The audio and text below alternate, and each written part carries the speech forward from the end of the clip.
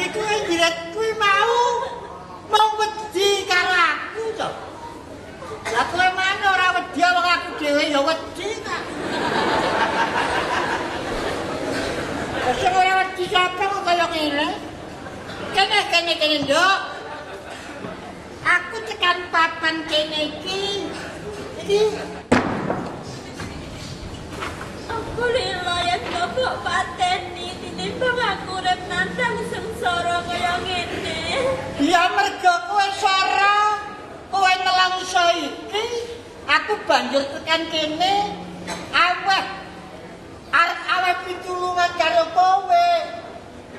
Lungokke. Kene maju kene.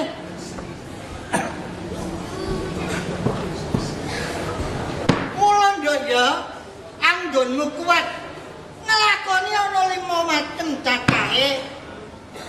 Yen to kowe wis kelakon penak aja kok lalekke.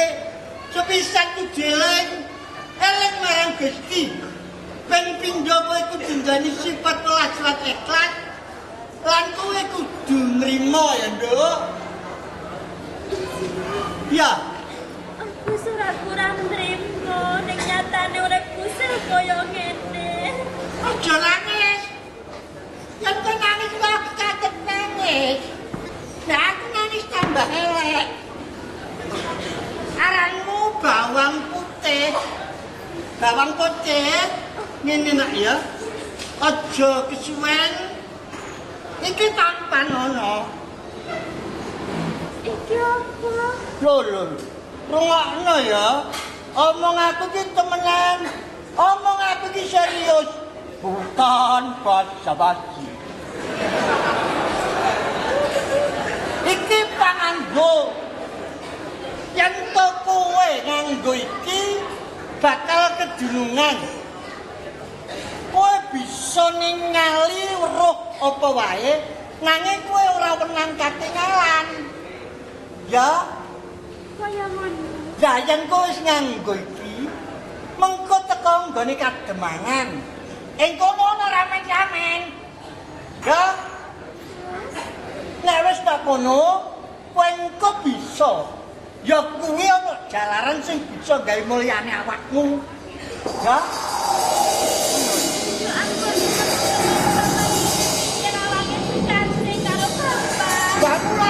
Bantu karo kowe. Lama tak buka sapa njaba. Matur suwun sampurne ya Dokter. Dan pancen kaya ngono, nek wis tak ngerteni kabeh, aku tak bali ya. Aku bali saiki manggonku pasti jana. Yen aku nang bawon, saiki nang kompor. Ya.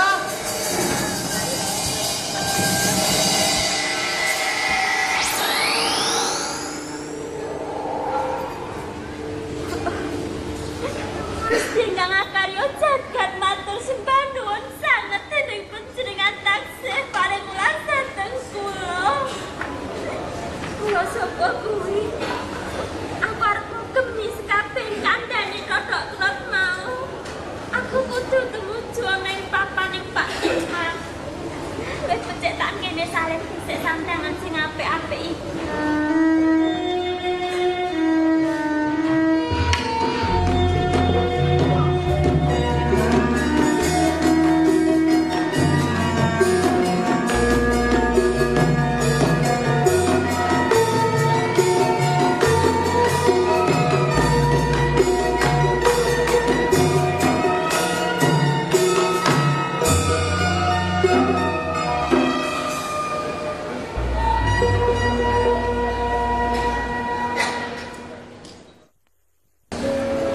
Bune, Ya ora mati. ing dina iki kabeh para sedulur-sedulur lurah-lurah wis padha teka. Coba aku tak rembukan. Ing dina iki aku bakal rembukan babagan kapribaden. Mula yen ana lirat-liring anggon ngomong kowe ya tak parnati melu cawe-cawe ya. Wis kok akeh jamu ramane. Kakang Lurah Sentot Kula gitu, Mang. uga marang jeneng sira Kakang Lurah Bawa lan Ceket. Sliramu wis tak aturi ana rompok ing kademangan kene. Sing sak perlu bakal tak jak. Wawan gunem anggonku bakal nganakake seneng-seneng. Oh, nggih. Sebabe ing dina palenggan iki yen tak itung-itung mengeti dina kelairane putraku Prasetyo wis genep 30 taun. Mula dina ing palenggan iki aku bakal nganakake seneng-seneng tayub. Abri kok jumbo kalian panyuwunipun ingkang putra ing ajeng lagi ngaten to, Gus? Inggih, Paman. Inggih, Rama. Karasan panjenenganipun Rama sawanci-wanci menika karasan dhateng kelahiran kula pas dintenipun pun nyuwun payung. Lho, kok sik wong wis jaman kaya ngene kowe bocah nom-noman kok njalukmu kok tayub. Mangke rumiyin Rama, sabab menapa kok kula nyuwun payung? Iya. Menawi dipun tingali menika kina menika tumrapipun ari sak menika mboten sae. Namung kula kentutan bilih tayub menika pamanggih kula langkung prayogi bilih menika mujudaken kaluhuraning seni budaya. Nglurake kesenian budaya tinggalane para sesepuh kang wis padha kondone ing jaman saiki. Nggih. Rak ya ngono ta, Dik? Piye, kowe seneng kabeh yen Kamas pas dina wiyosan iki ana tayub mengko iso bekso bareng. Seneng Mas. Seneng ya?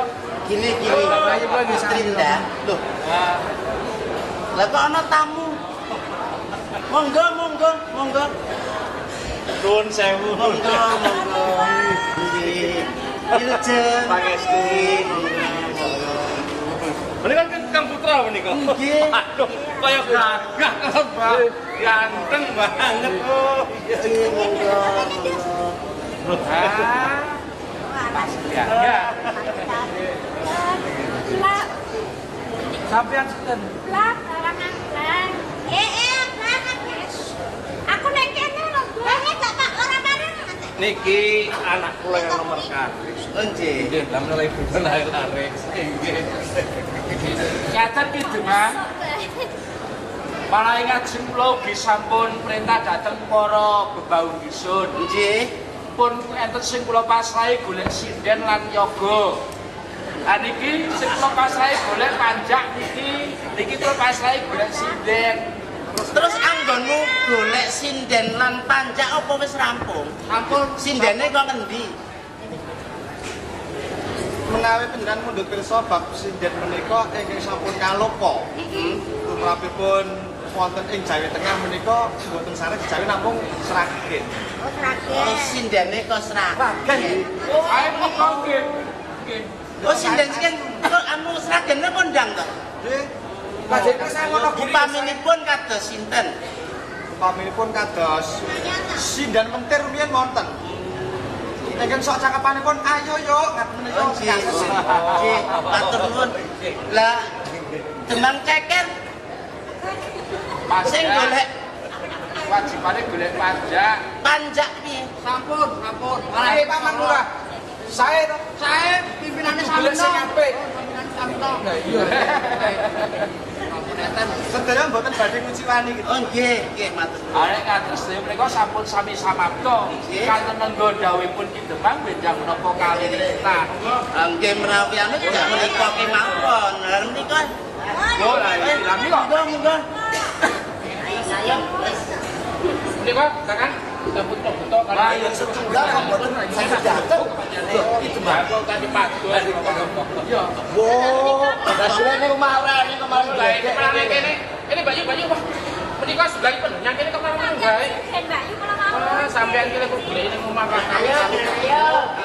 Ayu. Malam niku. Menika saking Karang Jati. Rombonganipun kathah. Golekane niki wayah pintu niki rek golek. Sampe padha sinden pinter. Nggih. Nanti sampun kulinten lho. Ora gawon pinter. Panjure dhewe lho. Laluan, Monggo. darah Demang Susila, Nggih, Ki Haji Pirun. kula ingkang sowan.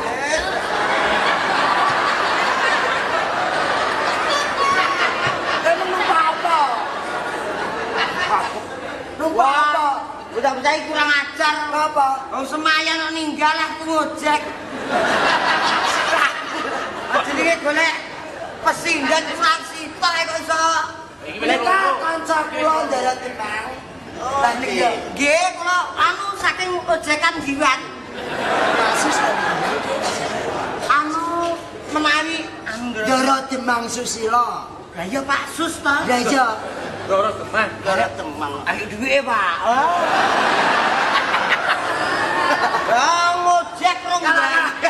Piro? Ngojek rong bayar. Kaya mau wis kewang makan bareng kowe jalo. Kowe kan jangkir ketemu Pak Sus nyuwun dhuwit lagi nggon. Lah iki ku sing nambahi sapa nek ra.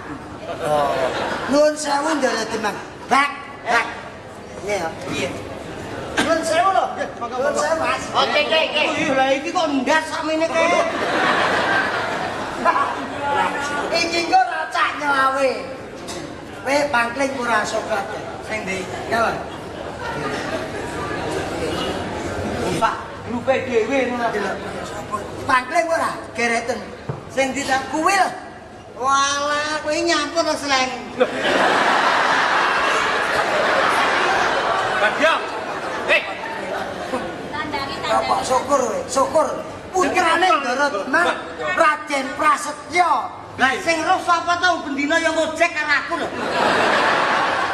Ngapunten lho kaya wah kowe nyapur to Sleng. Lah, Aku putrane Demang kok serang-serang. kan nenek harian pamane. Heeh. Betul aku. Bagio celuk. Ya. Ya. Heeh. Awakmu celukamu mencos. Heeh. Rumejar. Terus aku Jalodong. Jolodong lagi. Neng ojekan kono apalane wong-wong iki Sapa? kok Marseno ngono kuwi ora apal. Heeh. Sleng nyanti. Kowe nyapa to Sleng?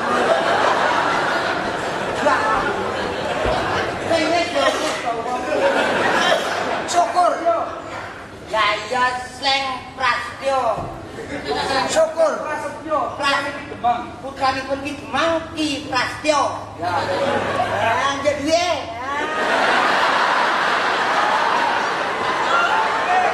Bapak dindi jaluk dhuwit.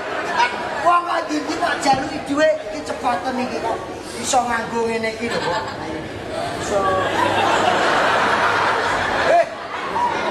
Lah. Ojo nganggo iki.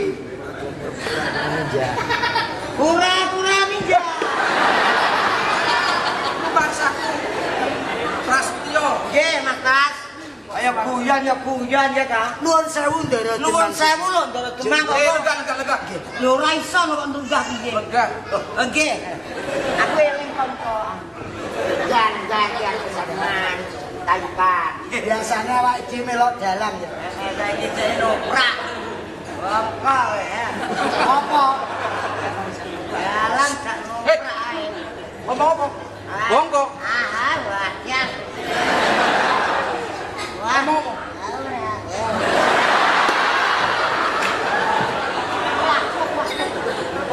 Doro Demang Susilo.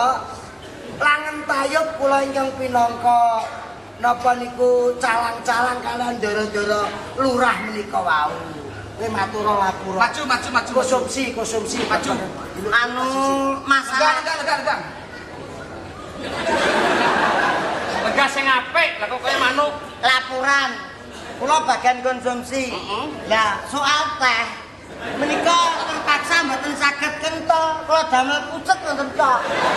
Lha kok ora iso gawe bener. Lah ki Wis, ya. Eh? Heeh. Aku kok nek gak lho iki. Ya. Kangge tumbas teh. Ya. Ngene lho Kang Kinun. Cik, Gandeng iki kabeh wis komplit. pun komplit. Antarane sinden lan panjang. Ji. Mula prayogane diwiwiti saiki. Dipun wiwiti langen tayub menika. Sindane kon ndi ki? Lah iki Sragen jare. ragen iki lho. Kok jare kok metese wae ya? Metir. Oh, meter. Muratir. Nggih. Lah iki sapa kok ayu meloro? Lah iki panganan apa to iki? Iki putraku kepanganan. Aku ora tau bener iki. Kowe yang apa Mas? Pripun to? Kayak iki adikku. Lah nggih. Kayak dudu Pesinden kae Wis sak teleraman lah kaya lapis. Terus dadi pandangan kula ki kaya lapis, kaya uang. Pertama kula ngomong panganan apa iki? Yang kedua, orang ngerti nek iki putrane Ki Demang, adike sampean. Lah ngono piye, Pak? Ya ngono kok piye? Lah iya. Apa ta sing? Pun wong kaya dijaluki duit Monggo. Prayogi lenggahipun Ki Demang radi mriki nuwun sewu. toto iki. Nggih. Nuwun sewu, Bang. Rokoke diseleh. Iki kowe iki noprak rokok. Monggo muli Kang Mas. Kowe iki kaya kenyih jenenge ketoprak iki ya oleh kecut kaya. Monggo putra-putra radi geser mriki. Kene. Ah, monggo. Awar najub lah. Monggo. Boleh kalah. Aku lak wis ngomong to. Apa? Angkat tangan lihat ya. Bagian kosong. Aku kepala bagian konsumsi. Oleh mulai iso komunikatif. Bocah dikatani bocah kaki kuku. Ayo ku sapa iki? Monggo kawiwitan. Monggo. Dok.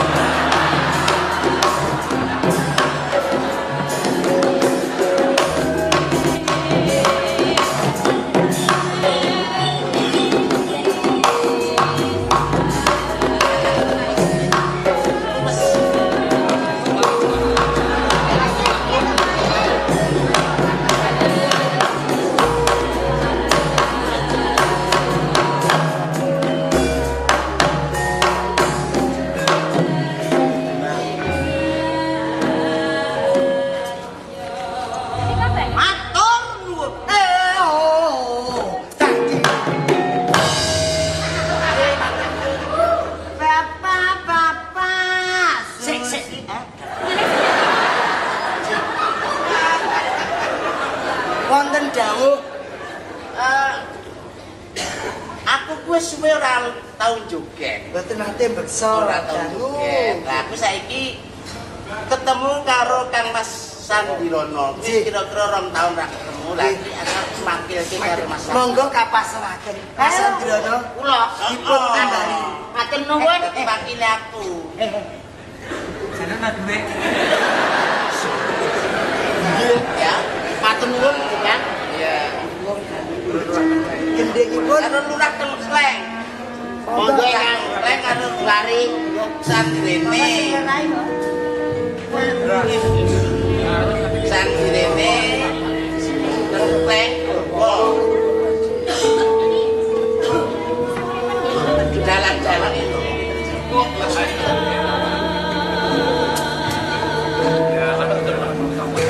Jalan ngomong ganteng ora tau cukur.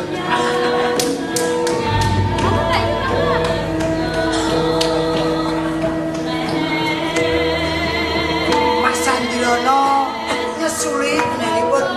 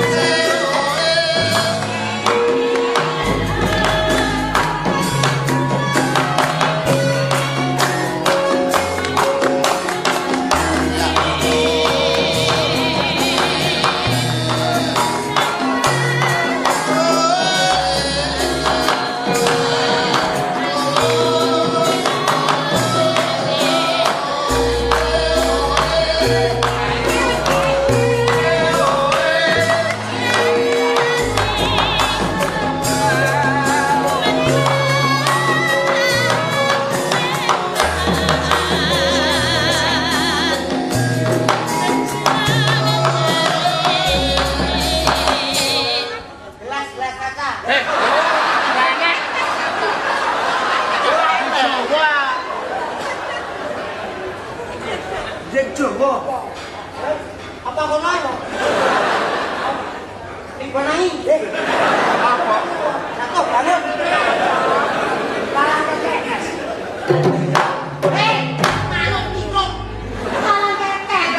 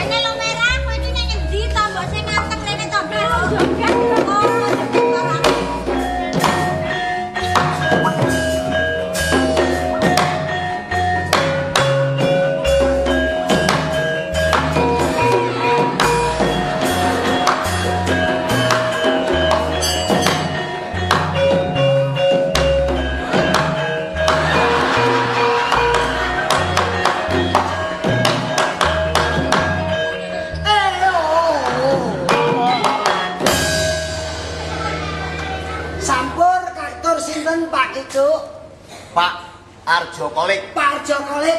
Gendingnya Bapak Arjo. Bapak Arjo.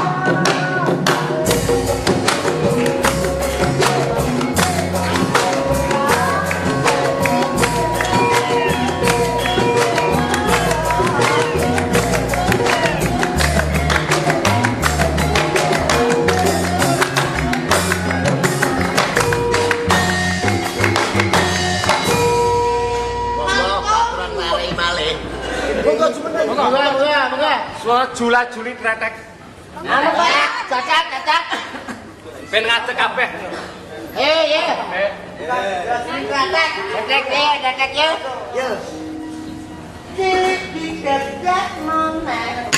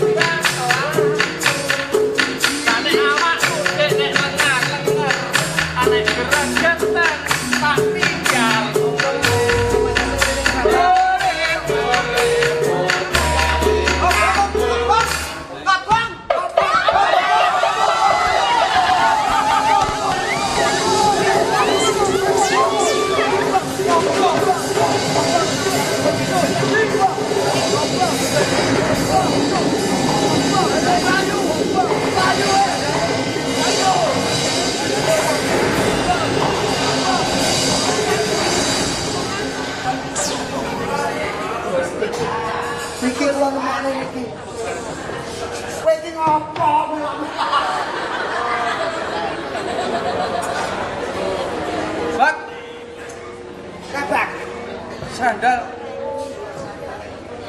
Lah sing aran niki maesan sapa? Kowe yen nyawang srandal apike kaya ngene, rasamu piye, Pak? Alah sandale kaya ngene, paling-paling wonge sikile ya rangen. Nek kowe piye, Run? Ira srandal kaya ngene apike endah piyaine sing kagungan srandal iki. Wah, ya mestine ayu. Ayu. Ayu apa ora mesti. Piye? Bocah kangguke sandale anyar saya kurengen. Srandal. Oh, blangkon.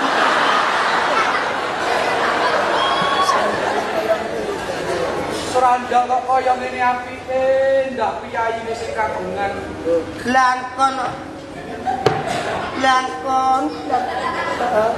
Blangkone kaya ngene bayu ambune.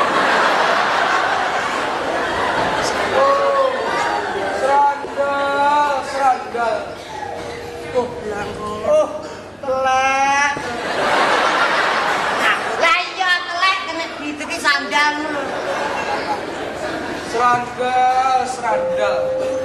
Srandal kok kaya ngene apike. Enake tak kapake srandal. Dipangan.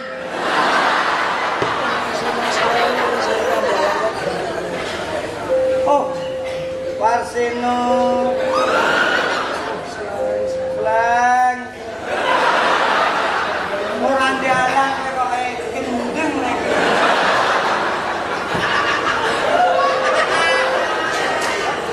Pripun. Karepe piye? Durung kali sandal karepe pripun? Srandal kok alus kaya ngene kok Pak. Endah piyaine sing kagungan iki, Pak. Ora mesti.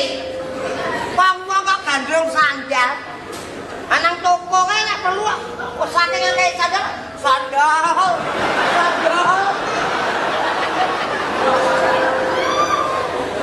Wis iki pripun karepe? Angalangut jroning rasa. Wis malah ra karo-karuan iki. Yen kelingan esmuduk wong manis.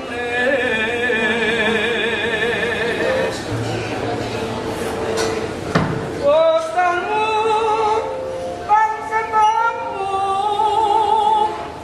tansah katon netra. Suarane apik ya. Gundul pas.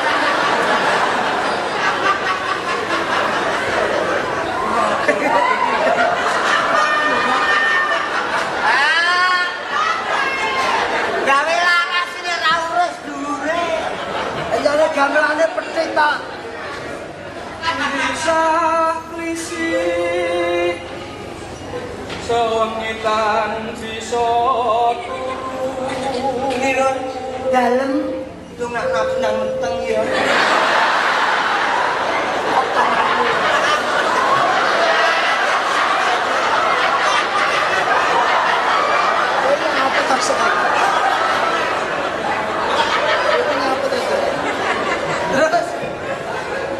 Anandang loro asmara lir kumbang kang nyidam sari. Piye? Ndara Demang. Pripun putranipun kados ngaten menika? Lho,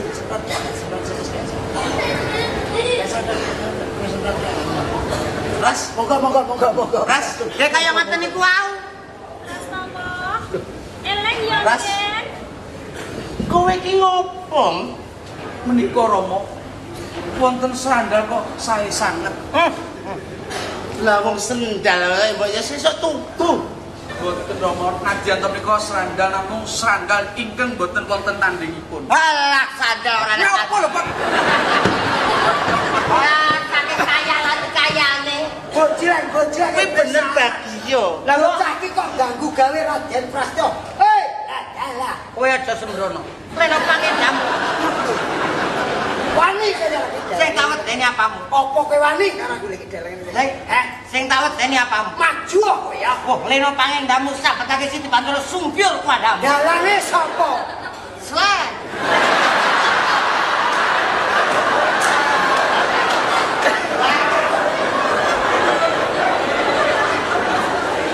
Prasetyo, Pak, prasetyo. Gengge aku nang rekaman dalam slide kok. Mas. Raden Mas Prasetyo. Iki kene kakon kok. Matur kemawon Kang Rama iki Yasmin. ngajengaken kados Juga Lydia, coba ini kakandane coba diingatkan. Ini kakak kamu Mari ingatkan. kita kamu diingatkan ya. Ingatkan. Diingatkan. Diingatkan. Coba. Nah, Iman Sanda. Walaupun ini seranda, tapi ini bukan seranda, tapi merupakan suatu kebahagiaan hatiku bahwa inilah yang menjadi idaman. Yang menyebabkan kebahagiaan. Leser. Bukan sembarang leser. Sawangan jadi dia Diingatkan coba kakandanya. seranda koyong ini apike, aluse, endah piye sing ngagem. kersaken pripun? Pripun kersaken pripun enten Rama? Menika mangaten Rama. Heeh. Menawi kula dipun parangaken matur bares mawon. Iya. Menawi dipun keparangaken mbok dipun padosi sinten kekagungan sandal menika. Lah kok ngomongnya kan man. Dadi iki kon goleki sing Nggih. duwe sendal sapa. Piye? Upamane wis ketemu. Piye? Mbok menawi menika mawon Rama ingkang dados pertimbanganipun gesang kula. Yen bocah elek. Nadyan to awon menika pawitan kula menika sanes rupa menika nomor wingkingipun Rama. Ingkang baken tresnanipun dhateng kula. Rasane, niki rasane. Rasa apa Pak Stroberi? Lah, maksudnya rasa stroberi nopo?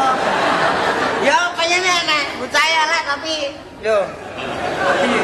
Nadyan to wonge paribasane kurang sithik ora dadi boyopo. Sing penting rek atine. rasa, tegese rasa. Rasa rasane semanunggal. Lah, manunggal ati lan ati kawin habis perkara kowe ngali yo.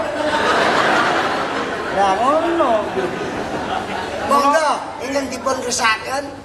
Iki becike aku wis matur karo Rama digoleki sapa sing kagungan Lah sandal. lajeng goleki nang Iki ndi?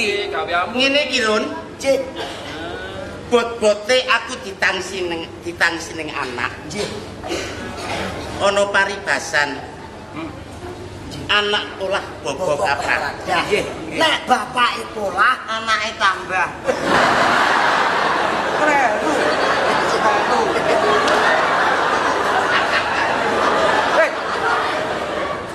ingkang dipun kersaken Ndara Demang Susilo. Aku njaluk keringetmu setetes. Monggo kelaturin dilat.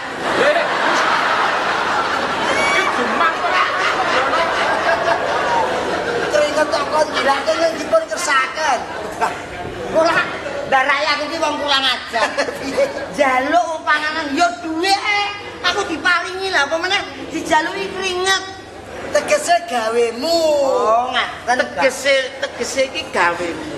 Ingkang Wong dipun nyambut gawe ora ngetokke keringet. Nggih. Nah, aku njaluk tulung golek ana sing kagungan sendal iki. Yo, Pak. Tolong goleki nang ndi no? Niki sandal niki kula nyegat kira-kira perapatan Yo, heeh. Ya katan berapa? Karmu wae aku kang ngojek to, Pak. Mesti ngerti. arep ngilangi nyawaku kok. Oh, seranda aku simpatik Pak yo elek. Lengser. Nggih. Ya aja sia-sia karo sandal iki, Pak. Boten. Yen wis sia-sia karo sandal iki padha harus sia-sia karo jiwa. Boten banyak kulo Sing apik? jiwane jiwa sandal.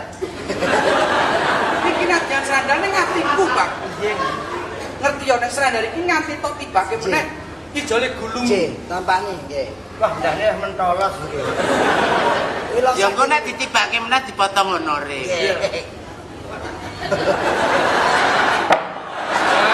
Tuh, galah, Oh. Aku ya lah kok ngomong apa ae monggo. Nesu. Tapi nek aku sampe dipotong honor, Piye, piye? Wai. Bagaimana menurut Bapak setelah Bapak diketahui akan dipotong honornya? Begini Pak, sebenarnya Ya nggak masalah. Untuk itu pelaksanaan selanjutnya apa Bapak akan meresmikan proyek ini? Ya memang segala sesuatu nanti ada yang saya serahi, tapi alangkah baiknya saya yang meresmikan sendiri. Dato bisa bicara banyak-banyak deh Kiron. Saya mau ketemu sama Dek, menurut sama sandal.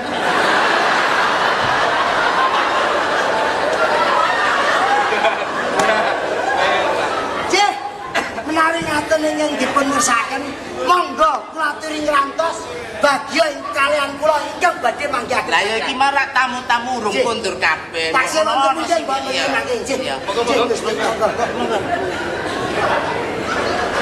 Ini aku di kamarnya deh. Retno.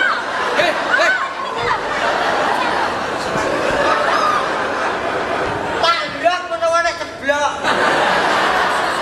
Syukur. Wae nyapa ta Slang. Waduh, sama-sama lah. Sembrono Saja, saja Mas Leng. Leng tole. Lah dibuat. Ora ngono to wong biyen yo ngomong aku kok. Iya. Ron, ngomong apa iki? Anu, Prasetyo. Lah iki Tole Prasetyo. bocah bagus. Bocah bagus sing Nah. tangkot-cocot.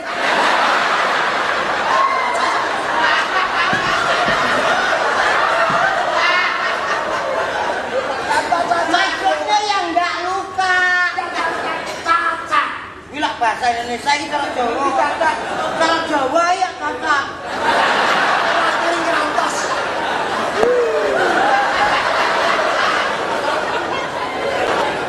Monggo. Ah. Tugasmu goleki wong sing duwe sandal iki. Wah, iya wis ora Cegat apa-apa. engker tamu-tamu ning ngrian sik akeh. Si akeh iki ndelok kobongan. Heeh, mbok menawa liwat kene. Lah wong tamu-tamu iki greget negoni sing wis mati diurup nenek. Lah mbok wong-wong iki. Kobongan lah kok enek sing muni ngene. Kurang grubuk. Lho lek kamu nek enek suri swara mak tus ngono apa? Lah emang anakku to. Anakku lanang nyemplung geni. Lah aku tak ruwokne lho kok enek tus ngono. Wah, apane sing bledas emang aku. Jelas tak tinggal Iya. golekno sing duwe sandal kuwi. Ya, iki kale. Kale. Iya. Kowe ngalih apa ora? Cik. Bapak arepe kerja. Ora karang ganggu Cik, ya. cik. Anu nyuwun adik ora?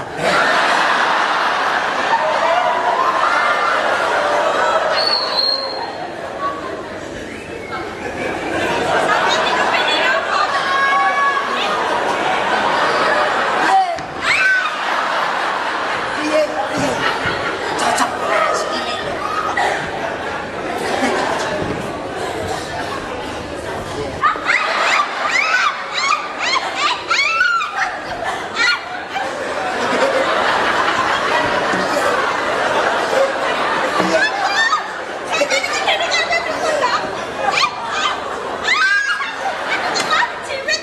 Nyapa?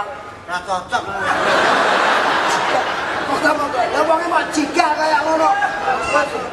Nek Mas, sampean niku ngino kali kula nggih, ben kurang ajaran kali kula dobeh kula niku waranggono sampean sak panake dhewe. Nggih, nek waranggono biyen niku mbok menawa ngaten niku. Ning beda karo waranggono sakniki. Sampean niku pun ngino dobeh waranggono, terus wong wedok terus jaman nyek ngaten niku. Najan kados napa kula niku nggih wong kados sampean niku nggih Mas. Nggih.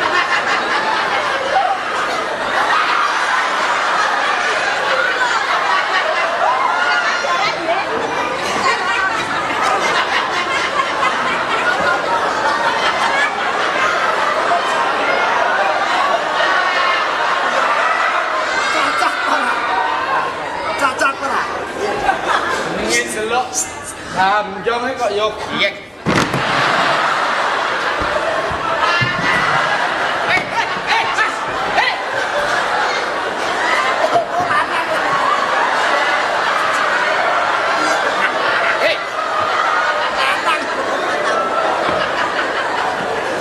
Lanang. Aku iki Hei,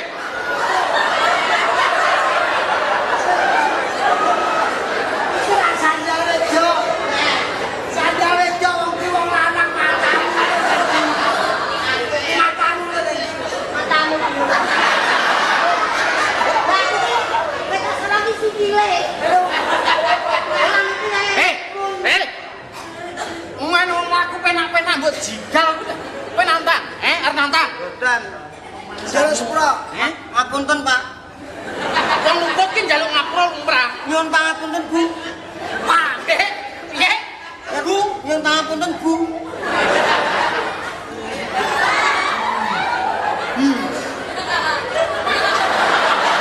Oleh-olehmu yang ngono kuwi. Pengertian ngomong aja kamu. Wong-wong iki nyapur. Ya gitu.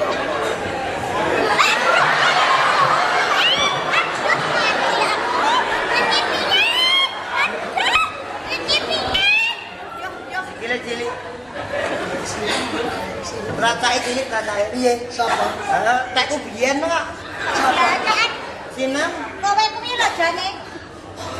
Alah Gusti nyuwun ngapura. Kowe iki saiki edan apa piye ta, Bang? Piye? Heh, kowe iki edan apa piye? Alah ora ketemu pirang-pirang sasi kok rupamu kaya coro ta, Rek. Sinem aja. Kejare nono, sikilku nyapa? Sikil api-api. Gusti nyuwun ngapura. Lah iki kok kaya aduh-aduh. Masak.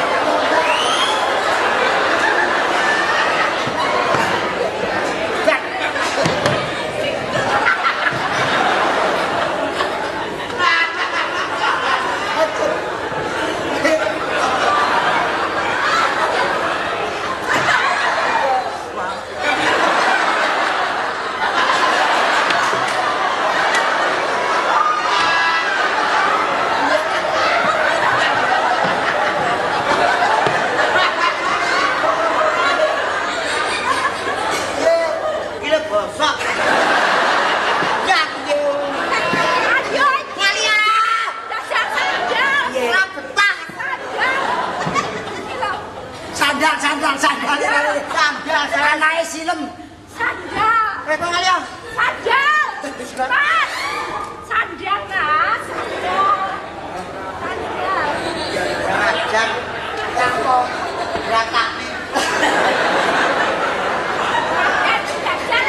Ora iso. Ora cocok.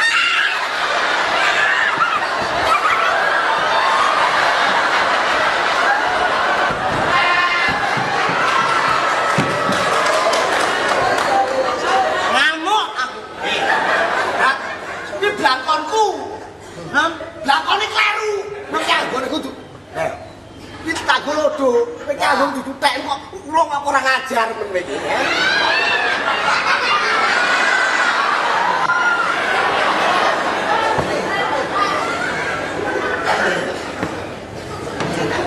Lah dilebot ta.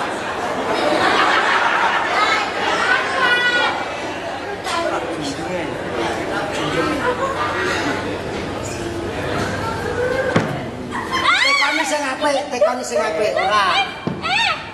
Aduh, niki ajeng dinapak niki. Menenge to kalana. Piye? Tas. Ora. Lah niki pas. Ora. Ora pas. Wedi kabeh kaget.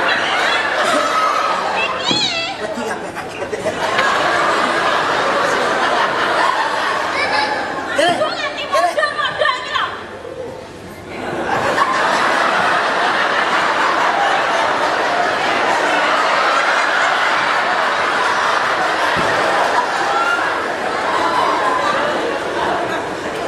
Piye? Sampai kesel aku.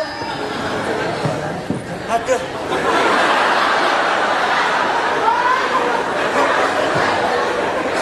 Lah male kaya mantenan iki. Lah kare copotmu kena beget kabeh. Nggih. Piye? Piye wis temu to? Piye wis urung, Pak? Empun ketemi.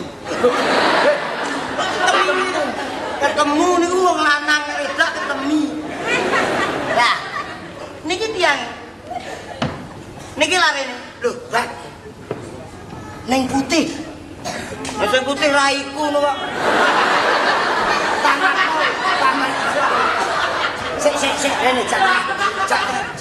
Sik. Nuwun sewu ndoro Demang. Tak delek. Budi, Bang. Iki. Neng putih. Tenan kok piye lagi nyenyak bahasa. Tak, Saestu Neng Putih? Aku putih. Aduh, si Putih.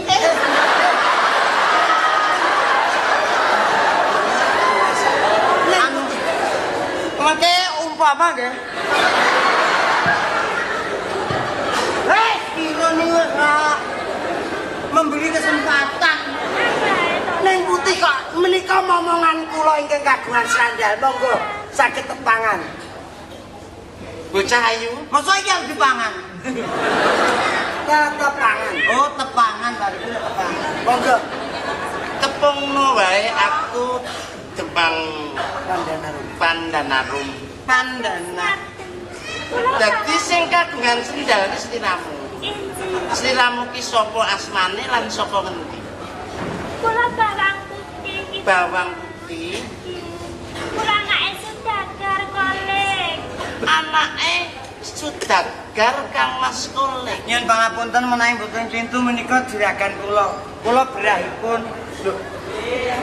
Berah ki apa? Lah ki apa? Guru batur. Baturipun. Oh, batu. Buruwe. Putih. Nalika semanten. Oh, alah putih. Kula kira niki bagya. Lah kok nganti kowe tekan kene iki piye ditani, Nduk? Lah kok ora ana rekaman kok. Iya. Ngerti rekamane sapa? Piye Nuwun sewu. Iya. Anu Pak Harjo Kolek kalian Ndoro Demang kula nyuwun wekdal santawis kagem niki lurusaken perkara niki. Oh, Jlentrehake perkara. Menjernihkan. Nuwun sewu kamar perkara. Beningke perkara. Piye? Iya piye. Pak Harjo Kolek.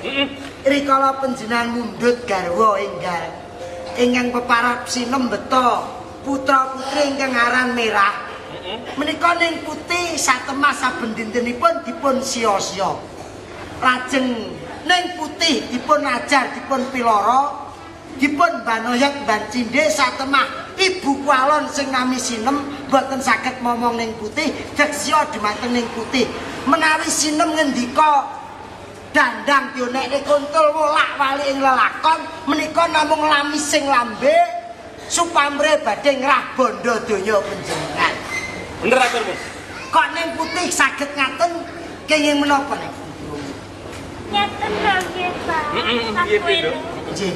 Nalika semono aku ki ditinggal bapak dikunci to. Nggih. Terus aku ditulungi karo jenenge Toto Angga. Nggih. Aku diwenehi bondo donya sing apik-apik. Lajeng dipun agem saged mantri ngene iki. Dados sing lepat boten ning putih. Iya. Nuwun sewu. Lah kok sing kagungan kerseranda sampun kepanggih lajeng wonten pikajengipun napa Ndara Prasetya sampe? Ngeten Kang Mas Arjo Kolek. Nggih, kados pundi Kang Mas? Amratipun kula menawi tinangisan kalian anak kula Prasetya. Nggih. Anak kula Prasetya menika mbenjang badhe kula keprabon kula badhe kula lengseraken dhateng anak kula. Pun Prasetya Nanging menika. dereng kagungan garwa. Oh. Pramila pamundhutipun putra kula menika purun Panakrama menawi saged minanggaken ingkang kagungan sendal menika lan dhateng tiyang. Lah kowe piye, Nduk, upama digaro karo nak Prasetya, Nduk? Gelem ae wis dimakani loro-loro. Gelem apa ora kowe? Monggo menteri nyaketi Gusti Prasetya. Monggo kula aturaken nggih. Mulane pas tayukan kok mbubel. Dados niki serandalipun kepanggih badhe digaro. Lah niku sinem kali Merah. Sinem. Monggo Mas Kolek. Sare kelakuanmu kaya ngono. Kowe tetep dadi bojoku ning apik ana kelakuan bali nang desa dhisik. Sok yen kowe sadar, kowe bali nang kutho kene ya. Urane to, Mas. Tapi ya ditinggali sik to, Pake tinggali sik. Pak tinggal sik ngene apa maneh, Ayo. Iki, bali nang desa maneh. Melu, Pak. Ora usah, kowe melu ibumu. Ora usah. Ya. Pokoke kowe sadar teng terno pikiranmu sadar balik rene maneh. Ayo, pilih. Iki lho. Tempat tidurmu gonen balik. Ya. Ayo, tiga kabeh, beri ke sini. Tempat tidurmu. Repot siap-siap ngoten kowe iki aja siap-siap to. Sadar dhisik, insaf sik. Nyuwun pangapura ning Gusti. Nek wis kowe sadar, kowe wis insap, mengko bali maneh nang bali semaku ora apa-apa ya. Nggih, kula jaluk. Ayo, jaluk karo karo anakmu. Iya. Ayo, jaluk sepura. Jaluk sepura pisan, Kas. Ayo mungkin. Jaluk sepura. Ayo, jalan sepura. Karo anake. Ayo. Bagio. Hei, iki anakku. Ah, kepengen rumah ya. Nak ajar. Ya repot tak mulai ya ndak putih. Wis balik sik. Iya. Ayo bijak sih. Potong kamu kayak motor-motoran. Dados mekaten Mas Arjo Kuli. Anjing. Nggih, ingkang kados pundi malih Jargang Putra menika sampun tresna kalian anak kula. Monggo dalem Menika sumangga. kula suwun menika dipun resmikaken dinten ing sak menika pindah kalorsan menika tasih wonten sederek-sederek sedaya. Nggih. Kabeh sami anyeksen. Monggo dalem derekaken Kang Mas. Monggo daping pemanten menika mugi-mugi mangke rayu lujeng lestari widodo jaya-jaya Wijayanti kalih sing sambe kala.